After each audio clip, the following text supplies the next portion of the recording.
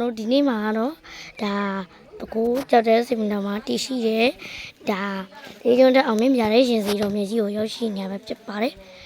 ဒါကျွန်တော်တို့လူတိနေတာပါတယ်ဆိုတော့ဒါစင်ပြူတောင်ပေါ့နော်စင်ပြူတောင်ကျွန်တော်ရောက်ရှိနေဖြစ်ပါတယ်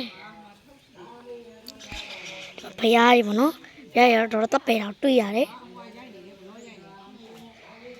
ပြီးတော့ဒီမှာမယမ်းမင်းကြီးလည်းရှိတယ်ငါခေဘင်းကြီးလည်းရှိတယ်ပေါ့နော်ဒါဘာဘုံမင်းကောင်လမ်းမှာဒါပါလည်းမသိ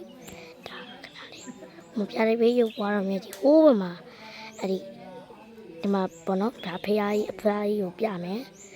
ကဲတော့ကျွန်တော်တို့ဒါမိုက်ရပေါ့နော်ဒီရှုခင်းတော်မိုက်ရဒါထိတ်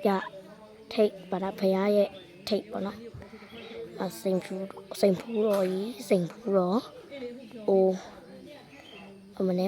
မနေကြည့်ရတယ်ဘာ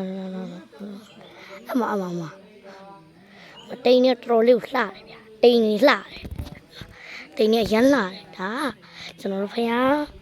မဟုတ်ဆိုင်ဘုတ်ပေါ့နော်ဒီမှာကဲဒီမှာဒါတင်းရုပ်တဲ့အောင်ကြီးပြရတဲ့ဆရာတော်များကြီးကဒါပြီးအောက်တဲ့ရပါအောင်သိဥမထိတ်မှလည်းစိန်ဘူးတော်ကြီးစိန်ဘူးတော်ကြီးဘယ်လိုပြမယ်ကျော်ဒီမှာဒါဖယားစင်တူတော်ကြီးတော်တပ်ပဲ့တာကိုတွေ့ရတယ်ကဲတော့ကျွန်တော်တို့ဒါခဏလောက်ပဲကျွန်တော်ရေးပြမယ်ပေါ့နော်ကဲအဲ့ဒီတော့ဒီမှာတော်တပ်ပဲ့တာတွေ့ရတယ်ဒါတောက်ကြကြိုပါဒီနေ့ကိုနေကျူ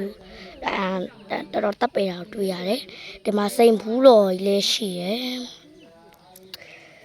ဟို LED ရော